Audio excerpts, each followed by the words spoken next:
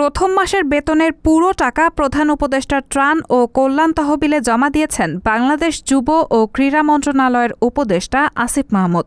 রোববার রাত 11:15টায় নিজের ভেরিফাইড ফেসবুক আইডিতে দেওয়া এক পোস্টে তিনি নিজেই একথা জানান। আসিফ মাহমুদ বলেন, আজ প্রথম মাসের বেতন পাওয়ার পর প্রধান উপদেষ্টার ত্রাণ ও কল্যাণ তহবিলে জমা দিয়েছি। ফেনী অঞ্চলে বন্যা মোকাবিলায় দেশের সবাই যেভাবে রেসপন্স করছে তা অভূতপূর্ব।